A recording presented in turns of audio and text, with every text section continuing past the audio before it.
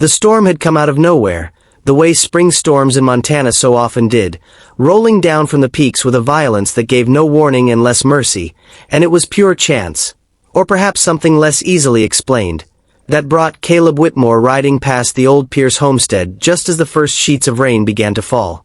He had been driving a small herd back from the north pasture when he spotted her, an elderly woman standing alone at the edge of a washed-out road, her cart overturned in a ditch, her horse spooked and long gone, and no shelter for miles except his own ranch house sitting a mile further down the valley. Caleb was 34, a man who had inherited his father's land and his father's habit of silence, living alone since his mother's death 3 winters past, and he had long ago resigned himself to a solitary life that suited, he told himself, his temperament well enough. But he was not a man who could ride past an old woman stranded in a gathering storm, whatever his temperament preferred, and so he swung down from his horse, helped her up onto the saddle in front of him, and rode hard for home through rain that came down in freezing sheets. Her name, she told him through chattering teeth once they'd reached the shelter of his kitchen, was Agatha Reyes, and she had been traveling to visit her daughter in Cedar Hollow when the storm caught her unprepared. She was perhaps 65, small and frail in the way of women who had worked hard all their lives and were only now beginning to feel the cost of it in their bones. But there was a sharpness in her eyes that told Caleb immediately she was no one's fool, storm-soaked and shivering though she was. He built up the fire, found her dry blankets from his mother's old trunk, and made a pot of strong coffee while she sat wrapped in wool near the hearth. And if he was a man of few words, Agatha, it turned out, was not, filling the silence of his kitchen with stories of her life, her late husband, her daughter's stubbornness, and her own opinions on nearly everything Caleb had never asked about. The storm did not break by morning. It settled instead into a slow, grinding rain that flooded the low roads and made travel impossible, and so what should have been a single night's shelter stretched into 3 days, then 4, while Agatha recovered her strength and the roads slowly dried enough to risk the journey onward. Caleb found, somewhat to his own surprise, that he did not mind the company as much as he might have expected. Agatha had a way of talking that filled his quiet house with a warmth it had not held since his mother's passing, and though he answered her many questions about his own life with his usual economy of words, he found himself, more than once, volunteering more than he intended, about the loneliness of the ranch, about the woman he'd once courted years before who had married someone with better prospects, about the particular ache of coming home each evening to an empty house with no one to share. The day's small victories or defeats. "You're not meant to live alone, boy," Agatha told him bluntly on the 3rd evening, watching him from her chair by the fire while he mended a bit of tack by lamplight. "A man like you, quiet as you are, needs somebody who can see past the quiet to what's underneath it. Otherwise you'll just keep getting quieter till there's nothing left but the silence." "Not much I can do about that, ma'am," Caleb said. "Ain't exactly women linen up to court a man who talks more to his horse than he does to people." Agatha laughed at that, a genuine, delighted sound.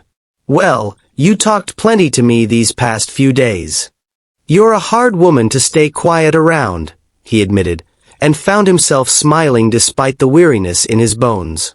On the 5th day, the roads finally dried enough for travel, and Caleb drove Agatha the remaining distance to Cedar Hollow himself, unwilling to trust her alone on the still treacherous road. It was there that he met her daughter, Isabel, and understood immediately why Agatha had spoken of her with such a mixture of pride and exasperation throughout their days together. Isabel Reyes was perhaps 28, dark-haired and sharp-eyed like her mother, running the small dressmaking shop that had kept the family solvent since her father's death some years before. She came rushing out when she saw her mother's condition, fussing over her with a brisk efficiency that barely concealed the depth of her relief and worry, and it was only after Agatha was settled safely inside, wrapped in fresh blankets and fed a proper meal, that Isabel turned her attention properly to the stranger who had brought her mother home. "I don't know how to thank you," Isabel said, studying him with an assessing look that reminded him powerfully of Agatha's own sharp gaze. "She could have died out there in that storm.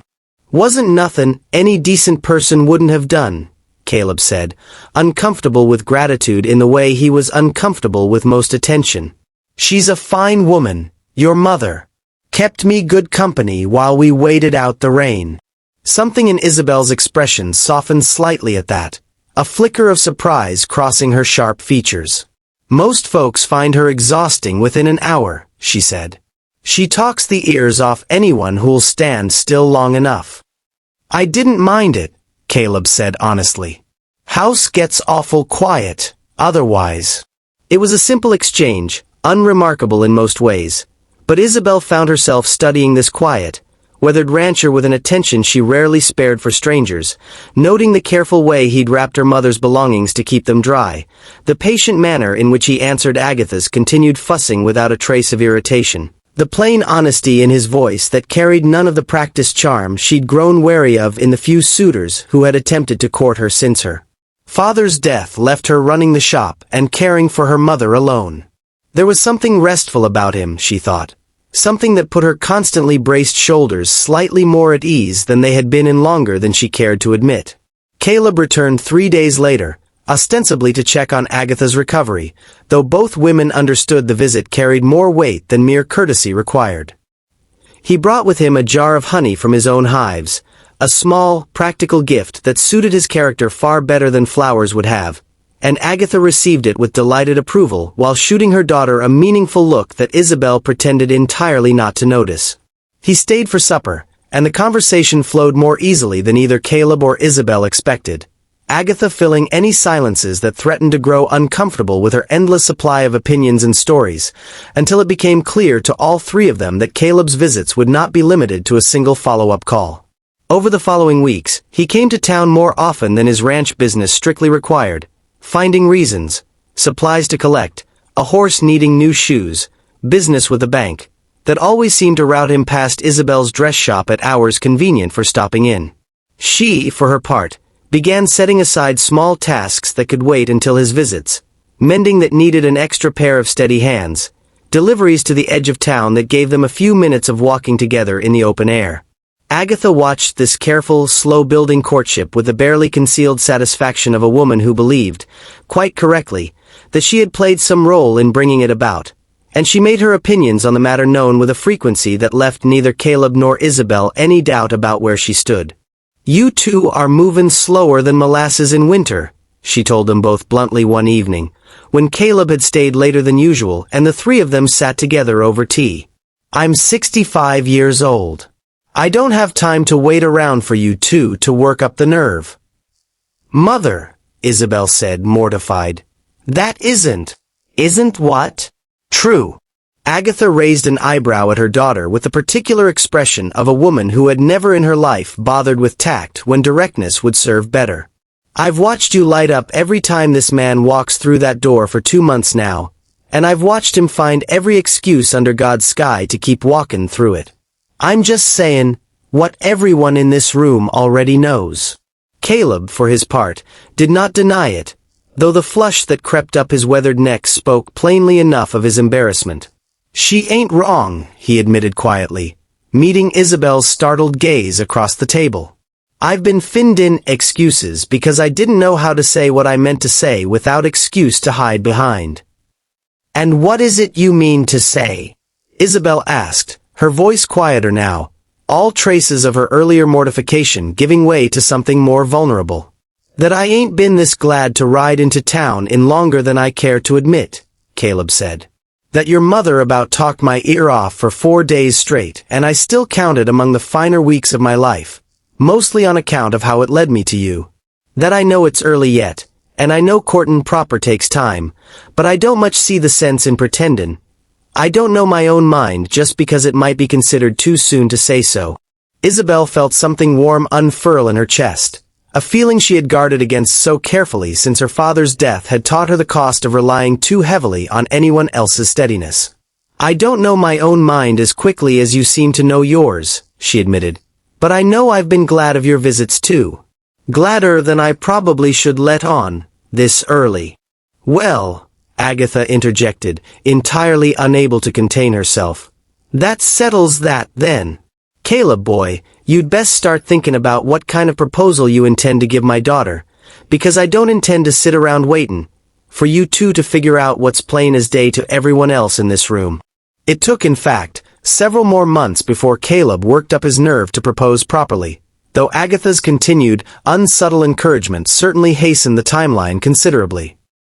He asked Isabel to marry him in the autumn, at the same homestead where he had first carried her storm-soaked mother in from the rain, with Agatha watching from the porch with an expression of triumphant satisfaction that she made no effort whatsoever to disguise.